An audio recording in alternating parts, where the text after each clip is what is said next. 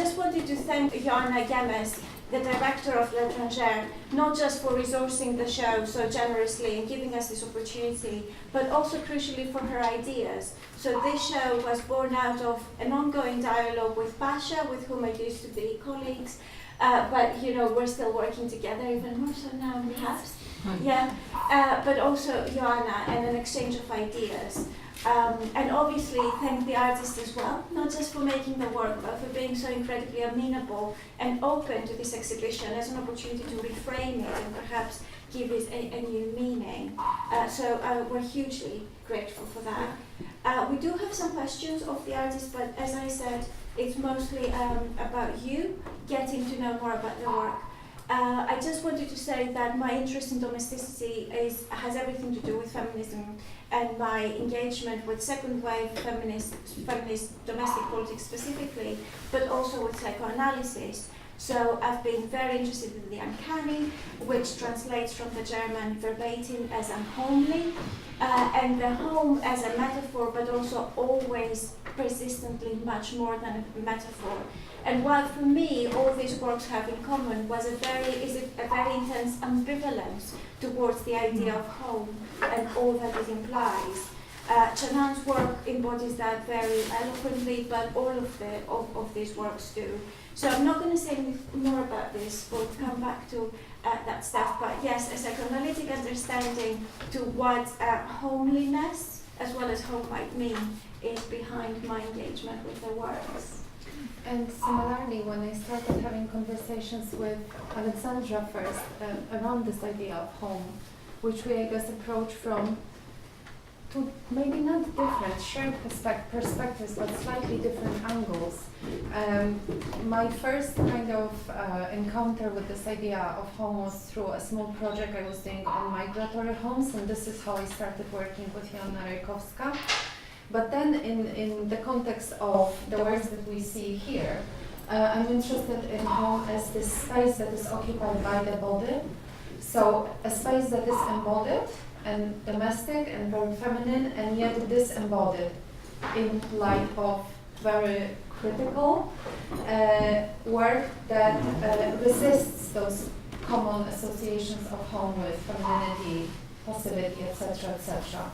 So this is how we kind of started, I guess, conversing around it. Yeah. And then had the pleasure and honor to work with very incredible women artists. Yes. So if I may start with a question to Sue, that has to do also with the vibrancy of questions around domestic politics that are coming back and seem to have to be endlessly reframed. So, for example, the notion of invisible labour, unacknowledged labour that is absolutely, non-remunerated and absolutely essential to keeping things going has come back. And if anything has exploded in the context of neoliberalism when we're all expected to take it on, and yet it continues to be feminized. So my question very generally, Sue, is that you've obviously made some new work for the exhibition and are making new work, which is extremely exciting, but preparing for this show also meant you digging out some of the work that you made for Feministo and in the short aftermath after Feministo. And I just wondered if seeing it reframed as it is within your new work and within the work of the three other artists, does it seem different to you, and how? No, it doesn't really seem different at all. In fact, it seems, to me, when I look around, it all seems to fit so well together, and it seems to point out how little in the things that you've been talking about, whether it has changed really in reality, and that, I've gone from being a young mum when I made most of this work to being a grandma with 18, 13 and 11-year-old grandchildren, and looking at what's going to be happening for them. And the issues, a lot of these domestic issues are still the same. I'm still doing exactly the same amount of work as I was before. I was thinking about that today. I'm still the main person who cooks the food, who organises things, who clears up after everybody. And I suppose in a way it's my own fault. I could not do it, but yes. So coming here and exhibiting again and making some new work. I mean, I'm finding it quite hard to move on from those older ideas, really, because I don't think enough has changed. Mm-hmm. If I may, I guess, follow up and ask a question to all of you. I mean, Alexandra mentioned 1970s feminism and the issue of domesticity, and I work at the university and I have the pleasure of talking to young women, and very often they say that the issues of 1970s feminism have been resolved, which I always find very alarming. And have they been resolved? I mean, obviously, there, some things have changed. I think it's easier to have conversation in a relationship about shared responsibilities, and there isn't an automatic assumption that women will take on the primary caregiving role, although in my experience that does tend to sort of happen, probably because of pregnancy and breastfeeding and those kind of things that can't be sort of shared. But I do think, like we were saying to Sue, I mean, I think it's really interesting that this exhibition is called Home Strike. And I was just talking, David, about the strikes in the 1970s briefly. And, and again, there are so many things that haven't changed, but have just sort of changed how they've manifested, but basically have the same sort of underlying issues, problems, I don't know, considerations. I wonder if there's two distinct yet overlapping questions that we're grappling with here. On the one hand, the expectation of women to take on most of that invisible maintenance labour, and on the other, the feminization of that labour with all that implies, whoever does it. So in some ways, everyone's being screwed by the system. But and what this means and how it does get cast in gender terms, even with the very exciting developments towards non-binary approaches to gender that are going on, which are extremely exciting. If I can ask you, Paula, I'm aware, first of all, if you're too shy to plug your new show. Yes. So Paula has a solo show opening up called Home Discomfort. The private view is on the 19th of April in Bradford College Gallery. Yeah. Yes. So we're going to be making the trip to see it. Please go and see it. And we're aware that the exhibition is going to include a barricade. Yes, I've remade the barricade for Bradford. Not unique, right? Well, it is unique because the one that I've made for Bradford, I had to do quite a lot of sourcing of more furniture, which was quite tricky because a lot of the furniture that's in the barricade out there, I did literally find, it was stuff that was in skips, stuff that was on the street. There's that classic. I don't know if any of you from the north, but just on Boxing Day in 2015, Hebden Bridge, where I live, flooded really badly. It was under about 7 or 8 foot of water in places.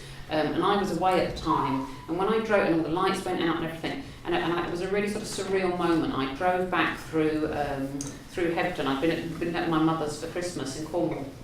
Drove back through, and there were no lights. Hebden was in complete darkness. But what you could see was the furniture that people had stacked on the streets outside their houses. And most of it was white, because they were getting rid of their fridges, their washing machines, dishwashing, all of those sort of white goods. And so Hebden Bridge was this really sort of ghostly sort of thing as I drove through. But I suddenly thought, oh my God, free furniture. So I did. I stole the furniture from the floods, and some of it is in the barricade out there. But so yes, I was in a slightly different situation where I had to find more furniture for the Bradford show. But obviously there had been no very handy flood that made a nice story. So yes, I have had to do a bit of second-hand shop rummaging. Does the context where the barricade is installed changes the meaning of the barricade? Because you did it for the first time in 2016. I did, yes. The reason why? It does change, and I think I've got better at it. I mean, I think when I first envisaged a barricade in a gallery space, I very much wanted to block people's access around the space, and I would like to be brave enough to block it completely, which I've never actually done. The nearest I've got is that I installed it in a little gallery in Leeds last summer before, can't remember now.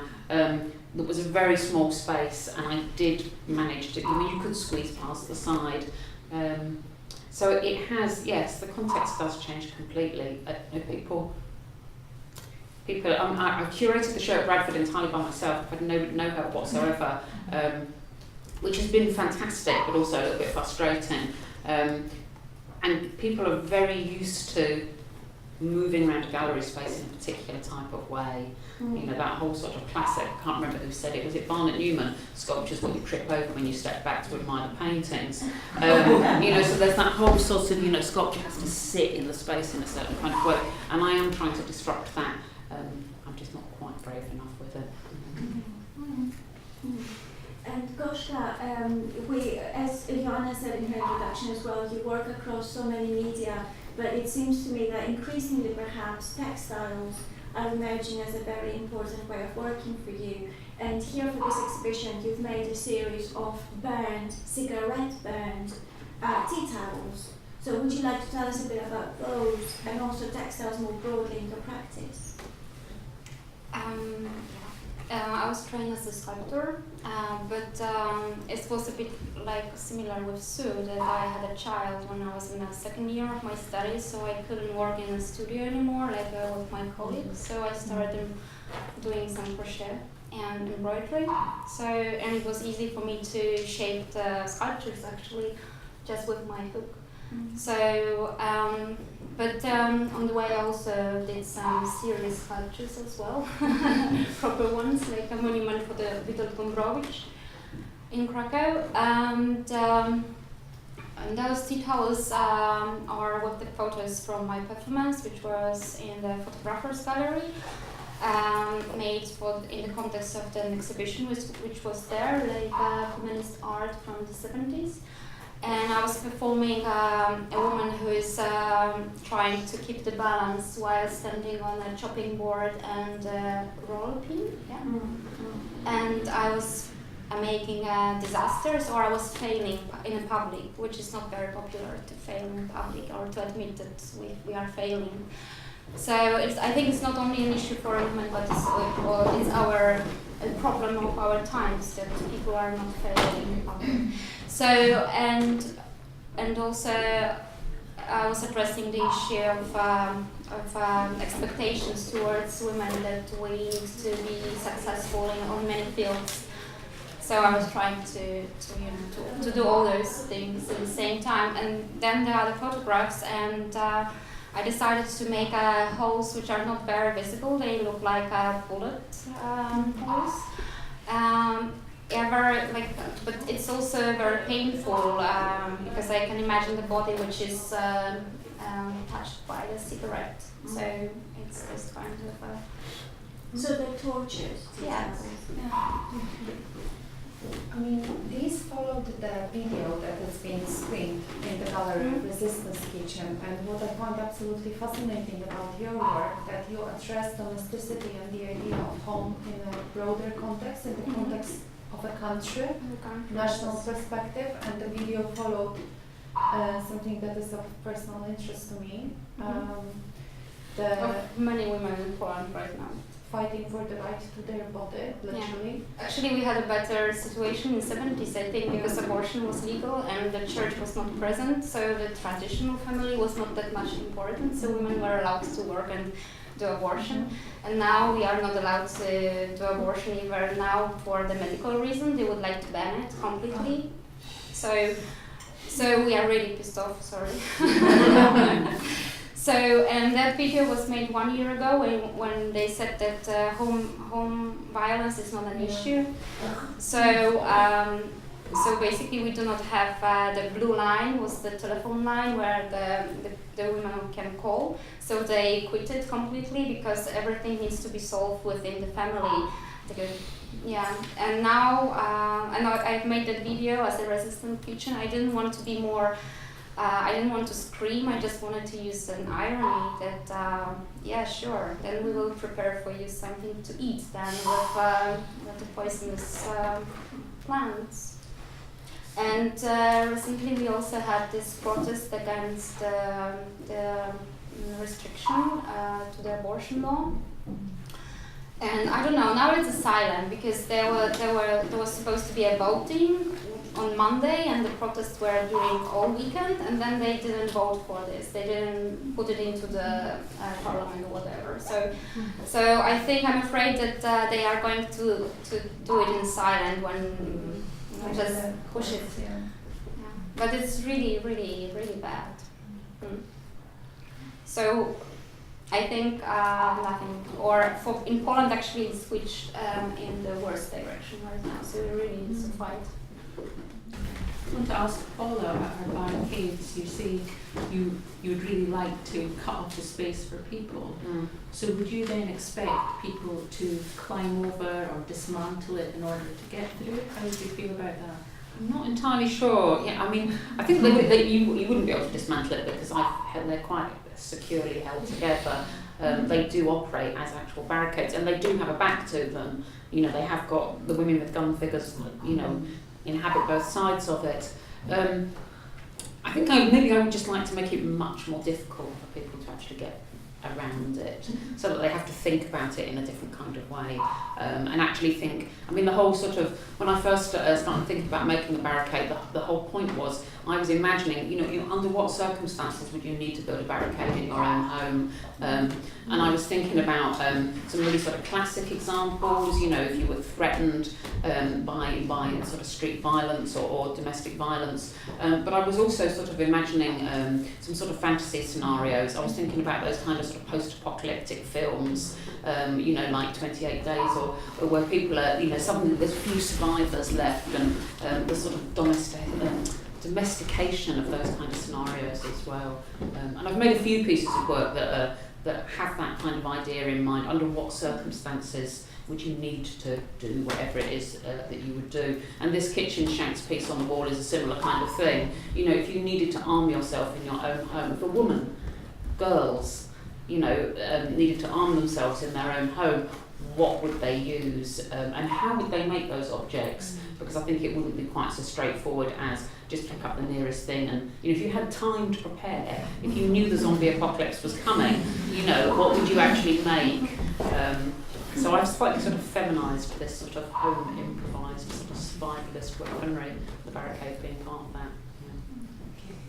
I mean, the prevalence of these end-of-the-world scenarios in popular culture Yeah. as well, Yeah. and the media is quite an interesting phenomenon that your work comments on. Yeah. But I remember having this conversation about whether we would allow people to go around and why would we. But essentially, if you put any figures on the other side, people assume the right to see them. Yeah. So I would wonder, I think that's a brilliant question. Yeah. Anyway. If you put something to see on the other side, people would be flying over it to see it. Yeah. And there's that performative, vibrant element to I it. might have to get some step out of the swamp. Find something to skip. That would be very safe. I was just sitting here thinking I was going to ask Paula again about the fact that you've got like weapons in barricade.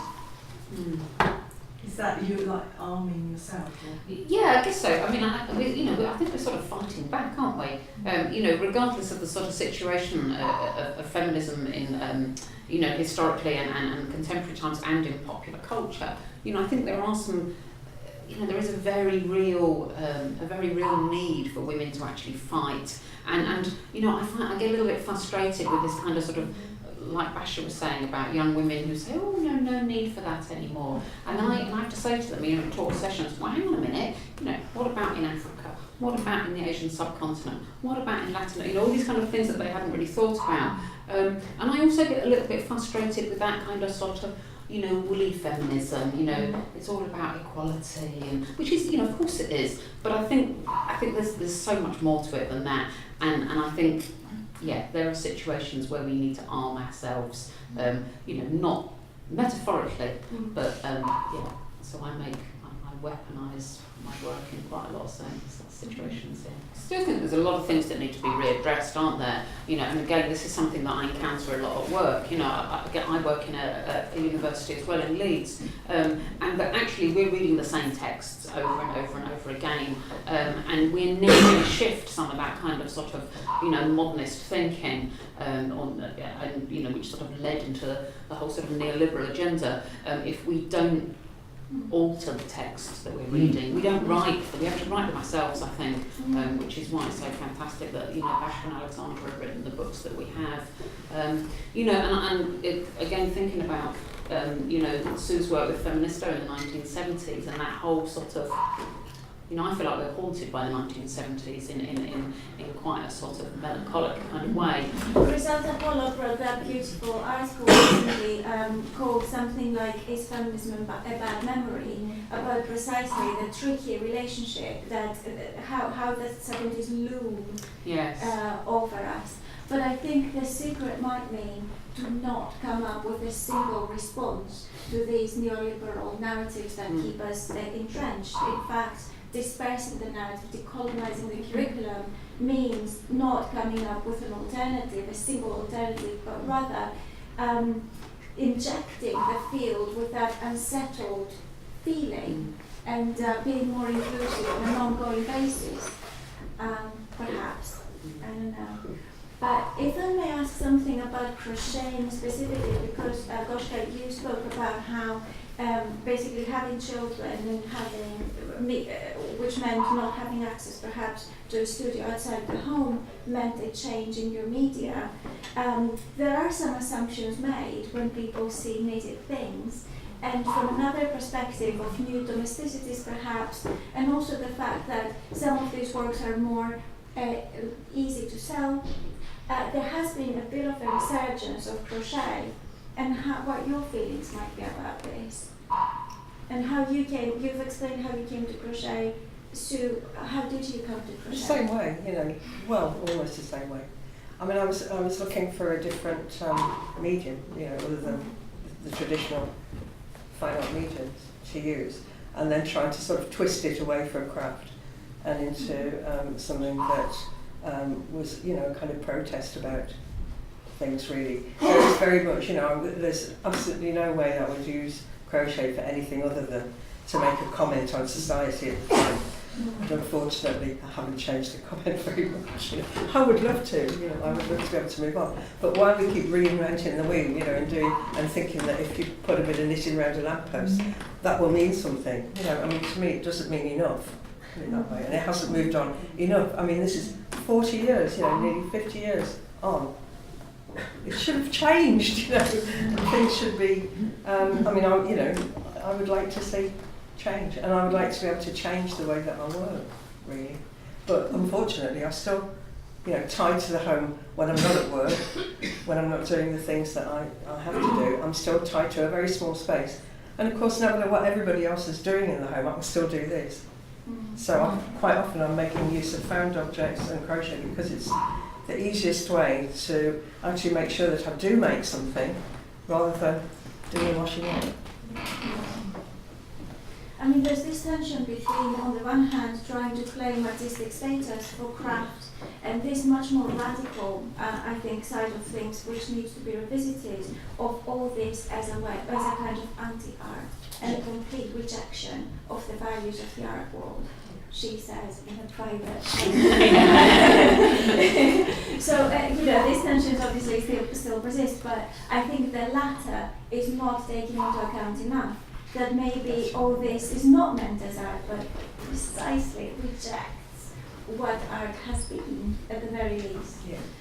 I mean, drawing on what you just said, both Małgorzata and Paula are trained as sculptors, and you engage very much with materiality, but in a slightly different perspective. And you also question what sculpture is in a more performative way. So, how do you see sculpture as is it more a visual kind of visual arts practice? Is it more activist kind of practice? Is it performative? Does it engage with objects as, you know, materiality, or is it more about the agency of Yeah, it's more like it's about space and the body in space for me. So it can have a different. I can use different media also performance. I classify as this because I relate myself to the space, and maybe my very first resistance towards my academic background and the serious sculptures, because I was in the Academy of Fine Arts in Krakow in the sculpture department.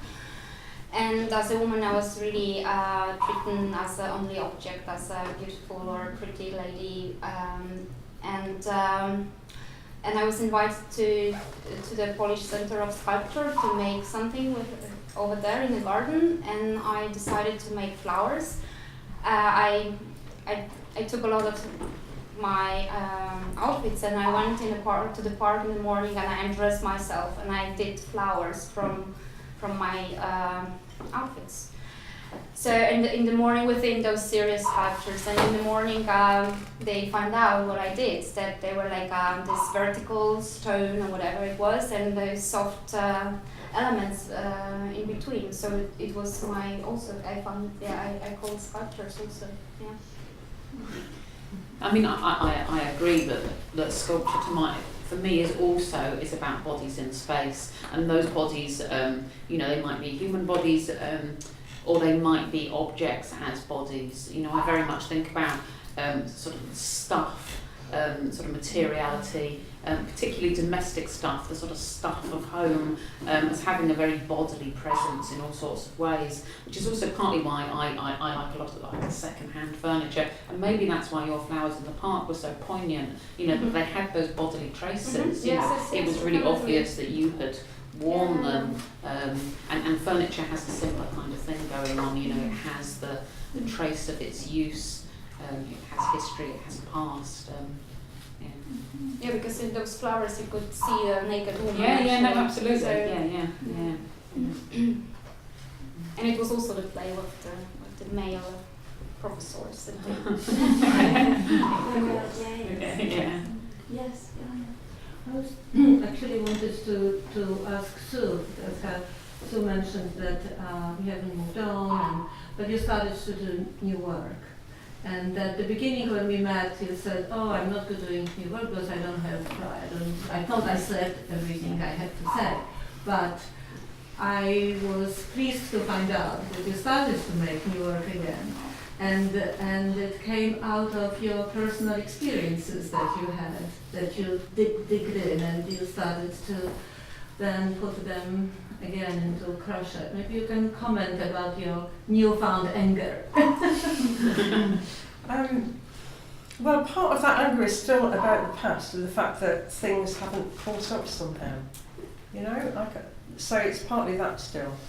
But it's also about being a grandma and also about being older in the society and how you become invisible to a certain extent.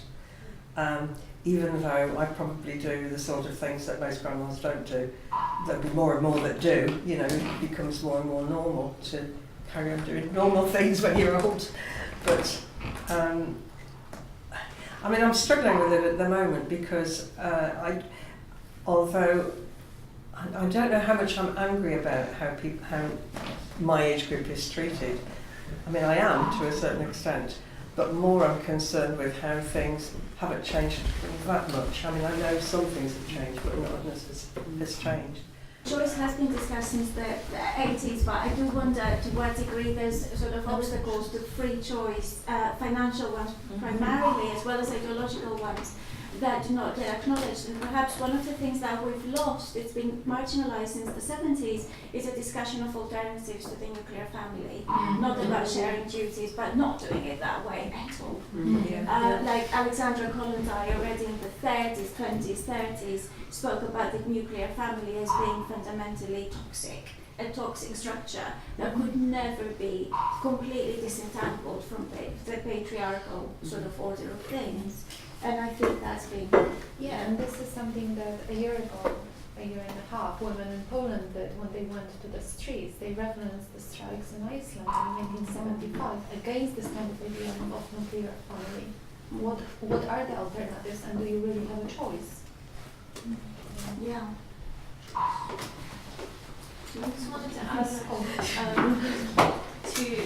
two questions. One is like how useful maybe the concept of emotional labour has been, or if that's, you know, I guess kind of helping to articulate anything, because I feel like it came up at one point and now it's sort of disappearing again. So I don't know why, because it seems very relevant. And also whether you maybe think of your works both as weapons and as kind of maybe allies in a sense of bodies that might be allies. Just thinking of your work as well and these kind of strong female figures. Yeah. I mean, it's odd, isn't it? I mean, I slightly, I don't know, I slightly worry about the idea of a sort of emotional labour, and that whole sort of notion of sort of woman as caregiver, because I feel that it starts to sort of essentialise women and reduce them to their biology, which I know I brought up biology earlier, but I also think, you know, I guess the part of the reason I've weaponised things and I've used these sort of women with guns as a sort of metaphor for something wider is because I want to acknowledge that women are angry and that women can be nasty and that women have these sort of really sort of dense sort of interior monologues that are critical and you know, that there's something much more complicated going on, and that women aren't nice, you know, we're not sugar and spice and lovely, and to a certain extent, you know, the pink and the makeup and the high heels is a deceit, you know, we're pretending, and inside we're all sort of you know, Amazons, you know, clawing at the earth, or I don't know. I'm getting a bit carried away, but you get the idea. I'm sort of interested in something gritty and something raw and something potentially not nice about women. And I think it's okay for us to sort of say that. You know, we spend an awful lot of time taking up as small amount of space as we possibly can and being apologetic and, you know, looking nice at work and, you know, femininity has become more feminine in the last 10 or 20 years, and I think it would have been much more acceptable, you know, to have been, you know, out in your curlers and your stockings, you know, hanging the washing out, you know, smoking and swearing, you know, 30, 40 years ago than it is now. One of my students pointed something out to me that I hadn't really thought about recently, where she said that we're talking about makeup, and she said that that women have adopted, young women have adopted the makeup of drag queens, and I thought, I hadn't really thought about that. That you know, they're sort of they're parodying their own sort of femininity without really realising it. Maybe they are realising it. Maybe there's the ones a I difference spoke to between didn't. realisation and articulation. Yeah, no, I that's think. true. Yeah. But yeah, there's just so much to say. But in response to what you were saying about sort of narrative film, reminded me of what the observations that Laura Mulvey, who in some ways is better known for her writing, has made recently, as seeing her filmmaking as the principal medium in which she was negotiating and trying to register a different point of view on reality, because she acknowledged that film did have that ability to naturalize a certain perspective. So her work to denaturalize that perspective was not in her writing but her filmmaking, which ironically is much less now, still. Two choices for women: the personal, the traditional sphere of women, their suffering, their self-image. On the other hand, the political, the renunciation of home and family to produce images dedicated to social change. Frida Kahlo and Tina Modotti both provoke and defy such neat categorization. When we think about food and the history of how the female body has been represented in relation to narratives around consumption and production in a very wide perspective, are you using food as an allegory for embodied femininity, or is it simply because this is something we are expected and often do? It's an essential thing, isn't it? Everybody Yeah. has to eat, you know. Whoever's making it. It just happened to be at the time when I made most of the things on that table. You know, I was having to think about what was happening to a baby and you know, whether they needed feeding or whether they needed a nappy changing. So those things then, you know, it was about those things encroaching on any activity, never mind a creative activity, even just activities, you know, to provide a meal. So, yeah, it's not really a metaphor. It's just that that's what, you know, everybody has to do every day, really. I wanted to come back to the domestic uncanny, and when I think about the uncanny, I think about the Gothic, and I'm kind of interested in these stories of, you know, somewhere between the 50s and the 70s, or these sort of generations that might still be haunting us, depending on, you know, how old we are, whose psyches we were raised with. But I wonder sort of what could be at play in sort of dealing with these kind of legacies or histories or narratives or structures that are haunting, but also what strategies might be there to pick up and to use now, particularly with reference to the 70s, and how that might sort of play out in this moment. God, I don't know, that's quite a big thing, isn't it? I mean, oddly, or maybe not so oddly, for this show in Bradford, I've just done this little... I suddenly realised there was a table in this gallery that I wasn't using, and it was a really nice table. And I thought, oh, I'll just make something for it, just like off the top of my head. So what I've made is I've made these cards, which I just did on Photoshop, and I've sent them off to be printed. But what they say on them, I've called them Mother Chants. What they say on them is a thing that my mother used to chant when we were leaving the house. And I've sort of framed it, like I'm saying, as a strategy. You know, that maybe it's not about, you know, massive political, although obviously it is about massive political, you know, change and intervention because of, you know, what's happening in Poland and in Ireland as well. You know, they're voting to repeal the oath in a couple of weeks, aren't they? But maybe it's also about very small things. You know, my mum used to just chant this thing when we were leaving the house, to make sure she'd remembered everything, and it went, the gas is off, the door's done, the cats are out, the flat is off. And we used to repeat that over, and me and my sister as little girls, we would repeat it over and over and over again, and until it sort of lost its sort of meaning. But I wonder whether those kind of things, you know, the fact that I framed it as a chant, as a kind of mantra, as a kind of sort of religious kind of repetition, I wonder whether sometimes we need to carry those things through with us. You know, these are things from our feminine history, our feminized history, from our maternal histories. You know, carry those through with us and apply them now. I don't know. I mean, maybe I'm being a bit utopian about that.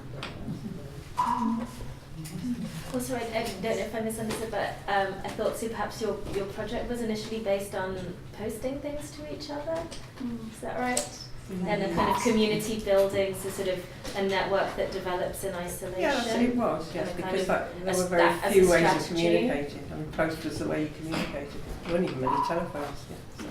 Well, the way that the project has been written about by its contemporaries and people involved in it, as well as in retrospect, was that this was explicitly set up as a consciousness-raising group across different cities and across different locations. So it was consciousness-raising via material artworks that were small and cheap to post. So that context actually is something perhaps that either is missing or has transformed for today. So some of this work was made within the context of a clearly identifiable movement, perhaps not a uniform one, thankfully not a uniform one, but it's less clear perhaps, or it needs to be explained what the context is for the contemporary work, even though feminism, well, the fortunes of feminism are diverse, as you said. On the one hand, people believing it's not required, but a lot of my students readily identify as feminists. On the other hand, yeah.